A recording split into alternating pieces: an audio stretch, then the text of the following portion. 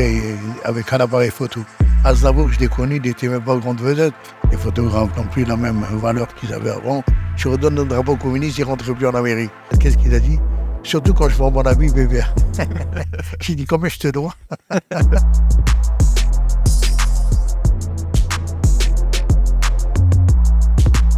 La sortie de ce livre interviendra après de nombreuses années d'une carrière avec énormément de succès. Vous avez beaucoup parlé d'un aspect nostalgique de la photographie qui, selon vous, a énormément changé. Selon vous, pourquoi? Est-ce que c'est seulement uniquement la technologie qui a changé, ou alors c'est aussi les gens qui l'utilisent et la société de manière plus générale? C'est plus de la société qui a changé. Et les appareils aussi ont changé. Maintenant, c'est plus facile de faire une photo, c'est à la portée de tout le monde. Avant, c'était très difficile de faire des belles photos. Et c'est que vous parlez même d'un rapport entre les stars, les photographes, le public. Mais avant, les stars, c'était... Pourquoi il y a tant de différences? Parce qu'avant, c'était une époque où tout le monde vivait normalement, il n'y avait pas d'événements, il n'y avait pas d'attentats, il n'y avait rien du tout. Tout le monde vivait vraiment à bande franquette. Et quand on parlait de vedettes, ils savaient déjà, quand ils venaient sur la Côte d'Azur, ils savaient exactement les photographes ce qu'ils faisaient comme travail. Et les travail, ça les parutions, les machins. Donc, ils vous faisaient confiance. Maintenant, c'est fini, il n'y a plus de relations. Je viens dans le football, avant, on allait manger avec les joueurs, on mangeait avec les supporters, on discutait. Maintenant, c'est fini, on ne les voit même plus. Ils ne disent même pas bonjour. Et est-ce que, selon vous, cet éloignement entre les photographes, les vidéastes et justement les stars n'est pas aussi dû à la démultiplication du nombre de personnes qui font des photos, de la vidéo? Aujourd'hui, presque tout le monde, en tout cas, se revendique photographe avec seulement un iPhone. Est-ce que c'est pas aussi à cause de ça, selon vous? Ah oui, ça tue le téléphone avec les photos, ça tue tout.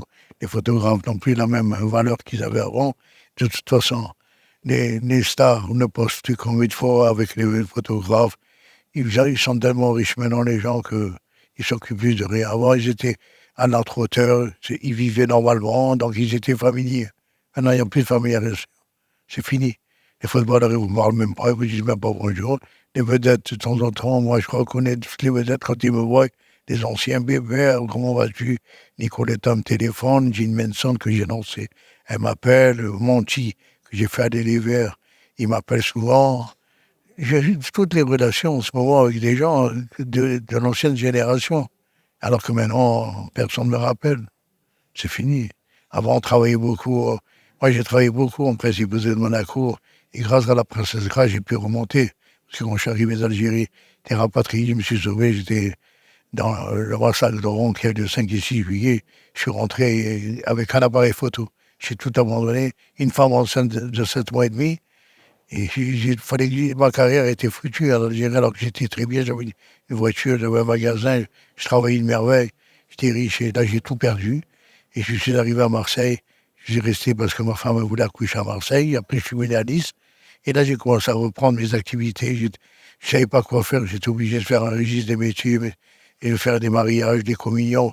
Je n'avais plus d'agence. Après, j'ai repris une agence et j'ai commencé à reprendre mes activités de journaliste. D'ailleurs, c'est vrai que en travaillant sur la Côte d'Azur, est-ce que vous ne pensez pas que vous avez justement essayé de recréer un petit peu cette ambiance qu'il y avait dans l'Algérie française? Ah ouais, mais là-bas, c'était une merveille. On faisait un festival de films. Il y avait Marie-José Naz qui était venue, Paul Francoeur, il y avait eu Daniel Chédin, j'ai connu Beko à ses débuts. Magnifique, c'était mon ami d'ailleurs. Et quand je le voyais ici en mangeant ensemble et tout. Aznavour, je l'ai connu, il n'était même pas grande vedette. Il passait dans les cabarets comme dans une boîte de nuit. Et je l'ai connu, c'est pour ça que quand je suis venu ici, il m'a reçu chez lui et tout. C'était vraiment, j'ai connu Tony, comment il s'appelle, Richard Anthony. Il est venu aussi au Jacques Brel, dans ses débuts, personne ne le connaissait. Moi, je l'ai photographié. Il s'est rappelé de moi, il est monté dans ma voiture. À l'époque, la télévision, on ne pouvait pas de magnétoscope ni rien. Et je mettais dans ma Floride, à mon disque, je mettais le disque de Jacques Brel, et lui il chantait, je faisais un petit bac. Ah oui. Là, vous l'aviez en live. Ah ouais. Ah là, c'était très bien, mais c'était après. Nous, on avait un boulevard Frandberg qui ressemblait exactement à la promenade des Anglais. D'ailleurs, quand je montre une photo où je suis en Vespa en 1954, on dirait que c'est Nice. Ils me disent non, c'est à Oran. Mais les vedettes, je les ai tous connus là-bas. C'est vrai que souvent, les pieds noirs sont venus, on va dire, beaucoup dans le sud de la France pour retrouver ce climat méditerranéen, la proximité avec la mer. J'avais une situation à Paris, j'ai même pas été. Je peux pas sentir le gris, ça me rend malade. Et encore, j'ai mal choisi parce que j'aurais dû aller ailleurs pour voir le soleil. Enfin, déjà pas mal à Nice, c'est déjà pas mal. J'étais très bien accueilli. Et la famille médecin nous a reçus une merveille, le père médecin. Et après, j'étais photographe. J'ai connu le fils médecin, j'ai fait toute sa carrière. J'avais une émission de télé, Quoi de neuf sur la côte, que j'ai créée. Moi-même, pendant 6 ans, je faisais des photos d'actualité qui passaient le soir à la télé. C'est comme un roman photo. Alors il m'a dit, on peut pas vous payer beaucoup parce que, étant donné que c'est une émission qui démarre. J'ai dit, mais si vous travaillez, vous me payez. Alors vous savez comment j'envoyais mes photos en autostop. Et je me mettais au boulevard Carnot à Nice et vous avez toutes les voitures qui passaient avec un matricule Monaco. Vous voulez qu'il aille à Monaco. Et je l'arrêtais, j'ai dit, voilà, il y a des photos, vous ne dérangez pas. Et je téléphonais de la station, ça me coûtait 50 centimes à l'époque. Allô, il y a une femme avec un chien qui arrive en décapotable, il prenait l'enveloppe et il passait mes actualités. Et des gens, ils participaient dans l'actualité avec moi. Il n'y a personne qui m'a volé mes photos. Pendant un mois, ça durait. Et quand ça marchait très bien, ils m'ont mis un chauffeur à ma disposition de Télé Monte Carlo et il venait prendre des photos tous les soirs. Donc, j'étais le premier sur la côte. C'est vrai que ça, par exemple, ce genre d'anecdote, elle est vraiment symbolique de cette époque. Dans le sens où aujourd'hui, ça paraîtrait impensable. Impensable. Oui. Il y aurait pas besoin d'attendre une semaine pour que toutes les photos soient volées. On les envoie sur place, tandis que moi, la photo que je passais le soir à 19h, la photo que je passais le soir, Nice Matin passait le lendemain. FR3, il fallait qu'il développe le film. Il n'y avait pas de magnétoscope. Il passait le lendemain. Donc j'étais en première. Toutes les actualités que je faisais, moi, c'était en avant-première de tout le monde. C'est pour ça que j'ai eu une grande classe pendant 6 ans. Et après, ils ont vu que j'ai tellement... Ils m'ont supprimé l'émission parce que Nice Matin, ça leur plaisait pas du tout. Et donc, pourquoi ils ont supprimé l'émission alors? Parce que quand j'étais un jour... C'est-à-dire, j'étais au rôle du Negresco. Il y avait un cocktail, j'ai fait sortir tout le monde pour montrer le reportage que je faisais sur la Miss New York. Il y avait 150 personnes dans le grand hall qui regardaient la télé, Quoi de neuf sur la côte. Et en 20 photos, j'expliquais la venue de cette femme qui était cuisinière en plus. Elle venait avec tout son matériel. Alors quand tout le monde a vu ça, que Nice Matin passait le lendemain, ça vexait tout le monde. Et moi, je faisais mon actualité. Vous avez raison. Moi, je crée. Et d'ailleurs, après tant d'années de carrière de photographe, est-ce qu'on prend toujours plaisir à prendre des photos? Ah oui, mais moi, je ne pourrais pas d'arrêter de prendre des photos. Même, je m'amuse le soir à prendre des photos sur la télé. Mais magnifique, ça très bien. D'ailleurs, je vais vous les montrer. On dirait que j'étais sur place. Mais l'avantage qu'il y a sur la télé, c'est qu'il y a le nom. Et quand si j'étais sur un plateau, je ne peux pas voir le nom en même temps. C'est sûr. Voilà. Donc, quand je fais plaisir à offrir une photo à quelqu'un, il me dit, oh, ça me souvenir, il y a mon nom, il y a mon titre, ici je suis maire, je suis... Voilà. Bah oui. Et d'ailleurs, est-ce que vous êtes passé sur des modèles nouvelle génération, alors vous restez sur de l'argentique ou peut-être des modèles plus anciens d'appareils photo? J'ai arrêté à l'argentique, les appareils, voilà l'appareil que je me servais. Vous savez, c'est très difficile de travailler, il y a 20 télémètres complet. Regardez ce viseur, on ne voit rien dans le viseur. Comment voulez-vous régler? Il fallait régler 2 images à la fois. Regardez. Ah oui, effectivement. En plus, c'est... on voit pas grand-chose. Il fallait mettre les 2 images l'une sur l'autre pour faire la photo. Sinon, c'était flou. Il y avait 2 images. Avec ce télémètre complet que je pousse là, je réglais pour faire ma photo. C'était plus difficile de faire que maintenant, on déclenche, l'appareil marche tout seul. C'est vrai que maintenant, c'est assez facile. Alors que là, on voit que même pour la taille de l'appareil, même c'est vachement lourd. On voit que... Non, mais l'avantage qu'il y a de cet appareil, c'est qu'il avait un piqué extraordinaire. Et en plus de ça, regardez, je fabriquais mon révélateur moi-même. C'est pour ça qu'il n'y a pas de grain dans mes photos. Je ne sais pas si vous avez remarqué. Oui, et ce n'est pas des retours. Voilà, parce que parfois certains viennent, on va dire maintenant, avec les nouvelles technologies, retoucher justement les photos pour enlever le grain, pour les améliorer. On ne peut pas retoucher mes photos, c'est un 24-36. Il n'y a personne qui retouche en 24-36. J'avais un film 24-36, pour retoucher, ce n'est pas possible. Alors que moi, quand je fabriquais mon révélateur, je faisais des 1600 hasards avec une 200, il n'y avait pas de grain du tout. D'ailleurs, vous voyez les photos, il n'y a pas de grain. Bah oui, ça. Et on a voulu m'acheter mon brevet de préparation de produits. Vous savez, c'est moi qui fabriquais mon révélateur. Je n'ai pas voulu parce que si je leur vendais, il fallait que je donne la composition. Vous voyez? Alors moi, je ne voulais pas. Alors j'ai resté comme ça. C'est pour ça que toutes mes photos que j'ai, vous avez pu regarder sur 3 mètres de hauteur et tout, il n'y a pas de grain, il n'y a rien. C'est vraiment magnifique.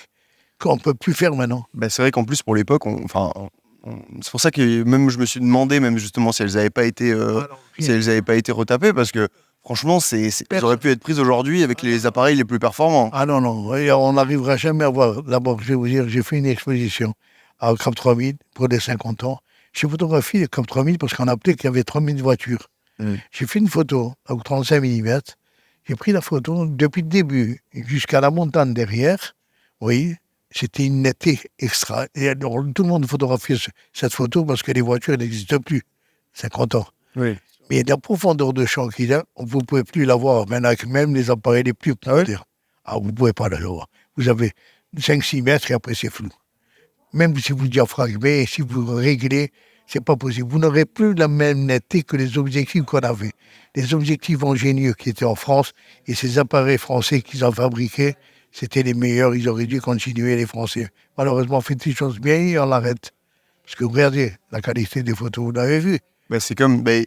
moi, en plus, sur différents sujets où je vais, très souvent, une chose qui revient, c'est les Français ont commencé à le faire, étaient les meilleurs, et ils ont arrêté.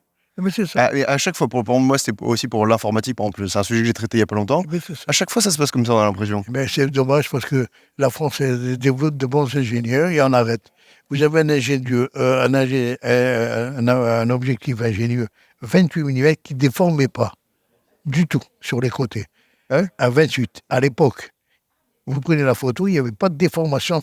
Vous prenez maintenant un appareil Nikon ou n'importe quel appareil de Canon ou quoi, vous photographiez, vous avez des têtes allongées et tout, c'est une catastrophe. Après, des fois, c'est un effet qui est recherché. Non, on ne cherche pas de... Vous savez, soi-disant, on cherche, mais c'est affreux quand on prend une photo qu'il y a un type qui est gros devant et... Non, c'est pas normal. Un jour, j'étais pas bien, j'étais un peu fatigué, il y avait un professeur, de son nom, j'ai dit, écoutez, monsieur, quand je marche à la rue, j'ai l'impression de tomber. Il m'a dit, vous prenez du pain très rond, ça va vous passer. Depuis, c'est fini. Et bien ça a sauvé Gilbert Bécaud. Gilbert Bécaud, il devait faire le bal de la Croix-Rouge à Monte-Carlo. Et j'étais avec son attaché de presse, il m'a dit, Bébert, ce soir, on a le gala, il ne peut pas jouer. Et si, qu'est-ce qu'il a? Il a dit, mal à l'estomac. J'ai dit, écoute, on voit le concierge acheter Prin-Préran. Il a donné une cuillère de Prin-Préran. 10 minutes après, il n'avait plus rien. Il a joué le gala. Alors, quand il voyait, il m'appelait Monsieur Prin-Préran. Je vous affirme, c'est ça. Qu'on n'a plus maintenant. Oui, c'est vrai qu'il y a une forme même de... Aujourd'hui, par exemple, vous diriez ça à un attaché de presse, il dirait, attendez, il faut demander à 10 médecins, il faut être sûr, on va faire une étude pendant 10 ans. J'ai fait Mike Jagger à l'aéroport. Je l'ai fait sur une petite moto. Voilà, je ne l'ai pas parce que je l'ai donné à mon agence, on n'a pas retrouvé les négatifs, on n'a retrouvé que le portrait. J'ai fait des photos magnifiques de Mike Jagger en couleur et en noir. Il avait un truc damier comme un jeu de dames, vous savez, un foulard rouge et tout, une casquette, mais en noir et blanc.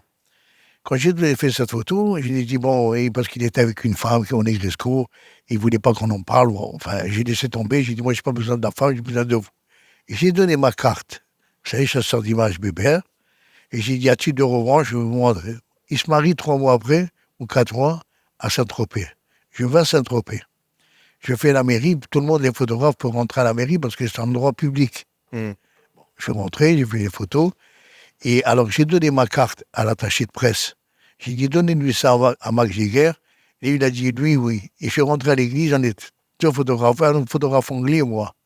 250 photographes dehors. J'ai fait le mariage de Max Jagger dedans l'église.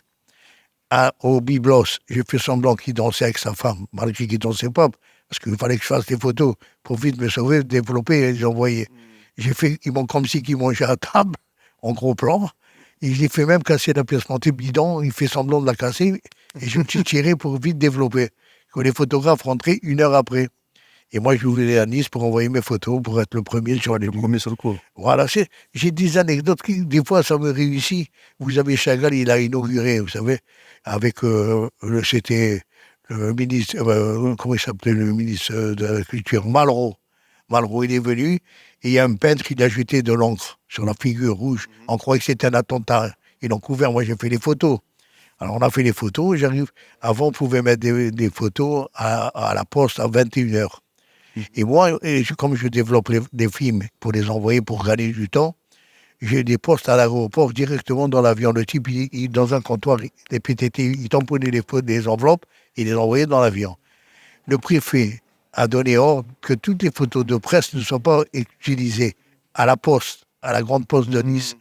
C'est que toutes les enveloppes ont été retardées de 24 heures et moi, j'ai eu la chance de développer chez moi mes films et les porter à l'aéroport. Et à l'aéroport, c'est mes seules photos qui sont passées à travers la voie. Le lendemain, j'ai toutes les photos dans Paris Match partout, c'est mes photos qui sont passées. Parce que du coup, toutes les autres avaient été arrêtées Voilà. par la préfecture. Voilà. Et moi, sur Boulogne, je postais toujours mes photos parce que j'étais sûr qu'ils partaient le soir même. J'allais tous les reportages que je faisais, je portais à l'aéroport. Et est-ce que vous trouvez pas justement qu'il y a un côté aussi un peu bon enfant? On voit que vous vous retrouvez à filmer à l'intérieur du mariage de Mick Jagger. Enfin, c'est des choses aujourd'hui qui passeraient par 10 filtres, par 10 agents de presse, par des choses compliquées, alors qu'avant c'était bah oui, bah tiens, oui, Non, bah, non, allez, hop. non, Oui, non, mais il fallait. Johnny Hallyday, il avait un attaché presse paquet. Il faisait pas, il dit non, je veux pas, c'est pas possible. Et Johnny Hallyday, il a dit, écoute, quand je viens à Nice, ne me faites plus rien, appelez-moi Bébert, c'est lui qui m'organise tout, il n'y a pas de problème. Je l'affirme, c'est vrai. Et chaque fois, il me téléphonait, Johnny, c'est mon ami, il m'appelait, etc. Vous avez Belmondo, c'était pareil. Il vient d'attacher de presse au Festival de Cannes, il dit, ah non, pas de photo, il fait rien. J'ai dit, Belmondo n'est pas à la cheville de Paul Newman à l'époque. Et puis j'ai dit, Paul Newman, on en a fait la grève, parce qu'il nous a refusé de faire des photos. Alors c'était moi qui ai fait faire 55 photographes au Festival de Cannes, la grève totale. D'ailleurs, je regrette parce que c'était un grand acteur, Paul Newman. Et il est parti de Cannes, il est parti à Beaulieu. Sa femme est obligée de rester parce que sa femme, elle jouait dans le film et lui, il était producteur. Et elle a eu le prix d'interprétation, elle n'est même pas venue, c'est lui qui est venu, il passait par derrière. C'était là, ça m'a fait quelque chose parce que c'est une grande vedette. Et quand Belmondo est arrivé à Cannes, j'ai dit, bébé, est-ce que tu fais des photos et tu fais des interviews? Il m'a dit, fais ce que tu veux, parce qu'il m'a dit, il paraît que tu vas me faire quelque chose. J'ai dit, je ne fais rien, tu es mon ami. Et bien, il a fait l'interview et tout, et alors, pour se venger, au palais du festival, dans l'ancien palais, il a interviewé RTL à l'époque, il a dit, vous êtes content de venir à Cannes? Qu'est-ce qu'il a dit? Surtout quand je vois mon ami bébé. J'ai dit, combien je te dois? Ouais, c'est vrai. Oui, mais c'est vrai que c'est génial, toutes ces anecdotes. Et John Kelly, il était à l'aéroport, je t'ai donné le drapeau de Saint-Étienne dans la main. Je redonne le drapeau communiste, il ne rentrait plus en Amérique. Il a fait comme ça, j'ai fait des photos de couleur, je l'ai vendu dans l'album de Monty. La photo, elle y est. Un supporter inattendu de la Saint-Étienne, John Kelly. Aussi, vous avez vu une grande star porter un drapeau de Saint-Étienne. Et elle est, en ce moment. Et quand après, il a attendu à Endelrock, il est arrivé avec les motards, il m'a dit, vous savez, monsieur, vous êtes un grand metteur en scène. J'ai dit, oui, mais je n'ai pas l'étoffe d'avoir d'argent de metteur en scène. Il m'a dit, vous montez des coups, vous êtes un grand metteur en scène. C'est vrai que, toutes ces anecdotes, c'est vrai que c'est toujours intéressant de voir les choses qui, au final, seraient un peu impossibles aujourd'hui et de voir comment c'était une époque un peu dorée et qui même... Ça pourrait se faire, vous voyez, j'aurais 20 ans de moins. Franchement, je catastrophe tout. Ils les envoient balader et tout. Oui, franchement, j'ai l'impression que c'est quand même plus compliqué parce que maintenant, il y a quand même beaucoup plus de règles, il y a beaucoup plus de normes. On est quand même beaucoup plus contraints. Avant, il y avait quand même beaucoup plus... On y allait un petit peu plus au talent. C'était un peu plus... Les gens étaient un peu plus naturels. Il y a des acteurs qui sont très gentils. Chaque fois qu'il y avait une vedette, j'ai mangé avec John Hallyday, j'ai mangé avec François, la Chunga, à Cannes et tout. J'étais familiarisé, on faisait des photos. J'ai même emmené ma femme photographier avec Claude François et tout, invité et tout. Bon, il faudra sûrement qu'on prenne un moment où on prend plus de temps pour avoir toutes ces anecdotes-là. Mais là, pour le livre précisément, donc à partir de quand est-ce qu'on peut le retrouver? À partir de samedi, j'ai fait la dédicace dans magasin. À quelle heure, quelle adresse? À 15 rue d'Alpozo, de 16h à 18h, 18h30. 15h à 18h, c'est ça? Ouais, de 16h à 18h30 environ, mais ça va durer jusqu'à 19h. Et je fais une exposition au Bon Marché à Paris le 16 mars. Et là, je crois que Nicoletta va venir, il y a Monty aussi qui va passer, parce que c'est des amis, ils sont là à Paris, ils vont venir voir un peu. Ouais. Très très bien. Merci beaucoup, merci pour ce témoignage, toutes ces anecdotes. Et puis, c'est dommage que vous n'ayez pas connu cette année-là, vous êtes trop jeune. On va essayer de rendre cette époque meilleure. Ça m'étonnerait, mais enfin, je vous le souhaite. On fera ce qu'on peut. Je vous le souhaite de tout faire. Merci beaucoup, bonne journée. Ciao.